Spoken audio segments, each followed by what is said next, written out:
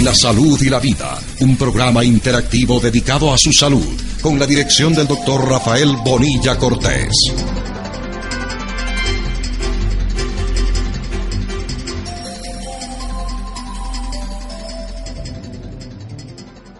Una cordial bienvenida al doctor Rafael Bonilla Cortés. Gracias por acompañarnos, Rafael. Gracias, un gusto estar en este día. Rafael, ¿qué tal si haces un recuento de lo que se ha hablado hasta el momento para luego abrir un foro de preguntas y contestar algunos cuestionamientos que quedaron pendientes en el diálogo anterior? Vale recalcar que la intención que hubo al hablar de el ser humano y su vida, en definitiva, del ser humano y sus vivencias conjugadas muchas veces en un mismo día. Puede un ser humano en el día correr puntos y comas de tristeza y tiranías de depresión y momentos encantadores de nostalgia o de angustia e instancias de miedo, y por ello, quién sabe, de determinación, de confrontación sana con la frente, y también de definición, de coraje o de ira.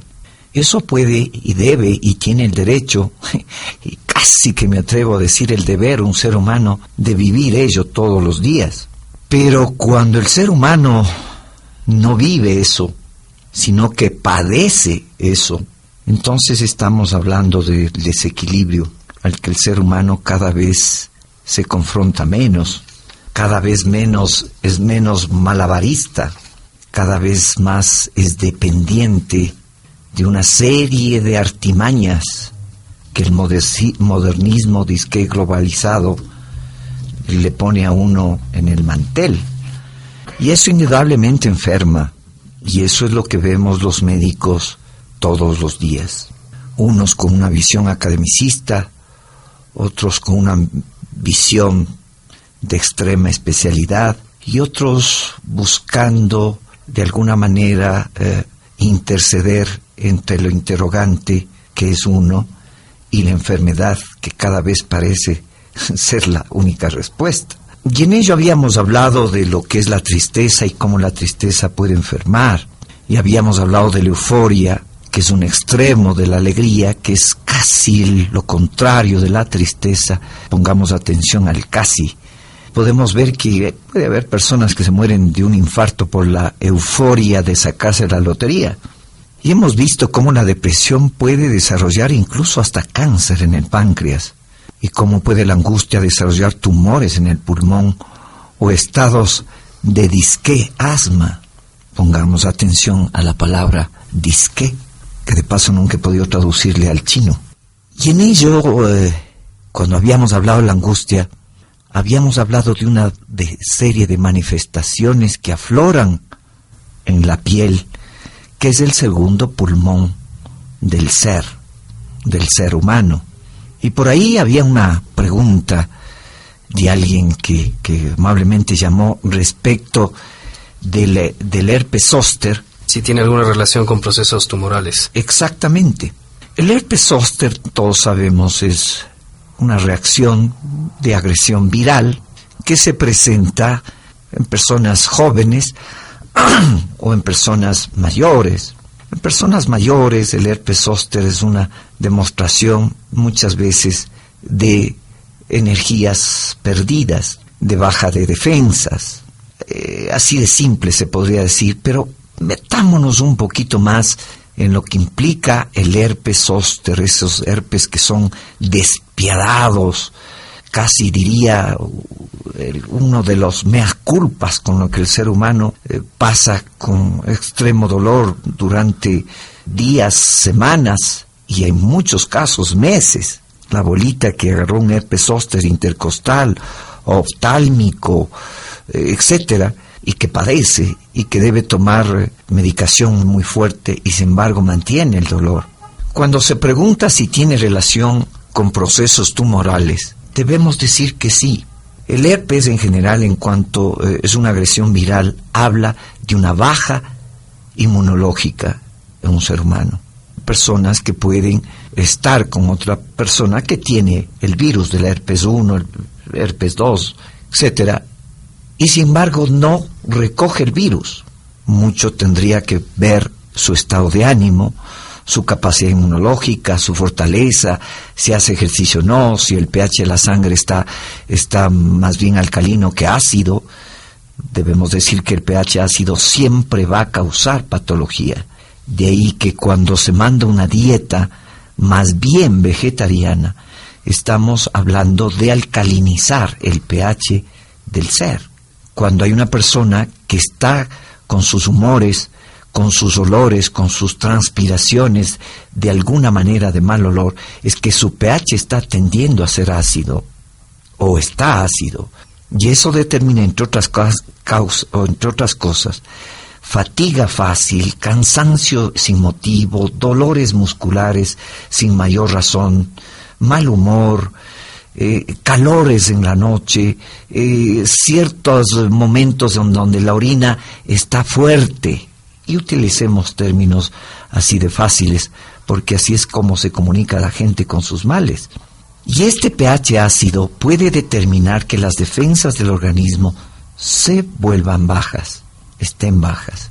Y si a eso añadimos instancias de angustia, la persona que ha vivido 30 años sin un solo orgasmo y sin embargo tiene 9 hijos y ha sido la matrona y ahora la abuelita y la bisabuelita y presenta un herpes, bien ese herpes podría hablar de alguna manera de una explosión de mochilas cargadas de muchos años, casi olvidadas en el consciente de ella, casi olvidadas como una forma de rescatarse.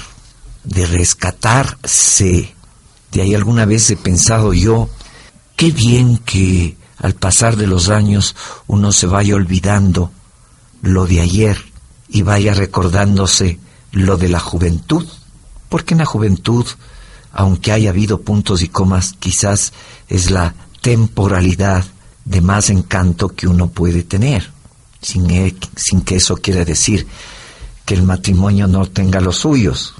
Lo que pasa es que dura mucho, como dice alguien, y a veces es con el mismo, como decía una señora.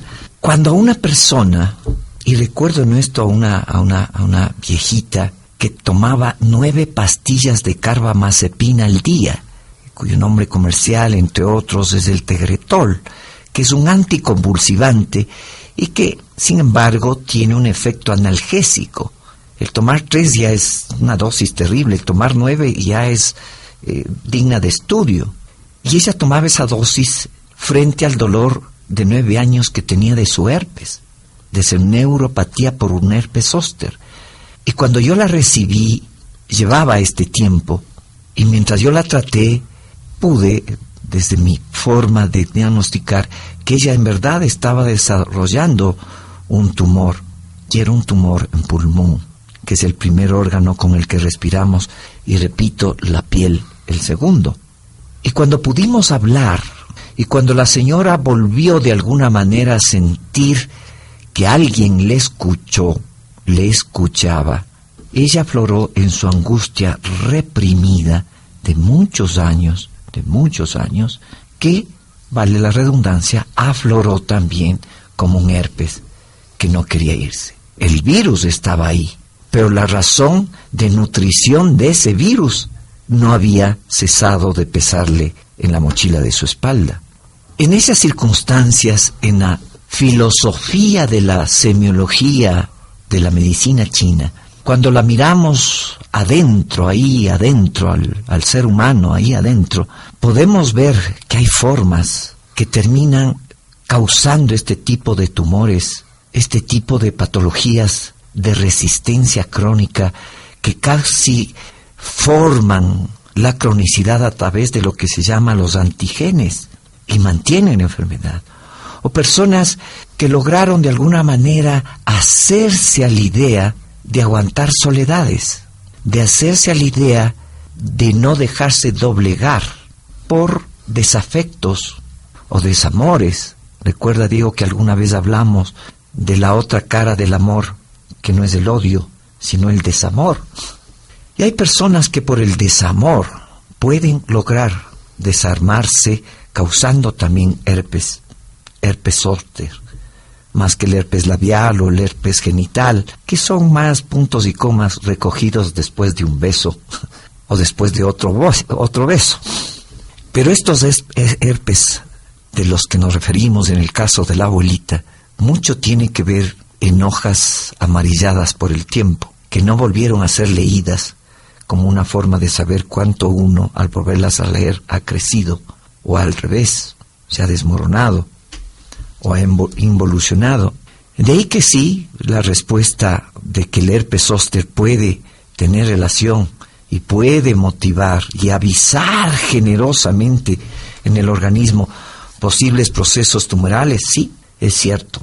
Y en ello, el facilismo con el que nos encontramos nosotros los médicos, de depender a veces exclusivamente del laboratorio, de la resonancia, de la tomografía, del anti-ADN, etcétera, etcétera, a veces digo, o muchas, es un error, porque el paciente puede estar diciéndonos otra cosa, y quién sabe nosotros necios, como seres humanos, que somos, digo, los médicos, podemos recogernos y creer que lo que dice el laboratorio es lo que está sucediendo en el ser humano. Descubra el fascinante mundo de la medicina acupuntural con el Dr. Rafael Bonilla Cortés.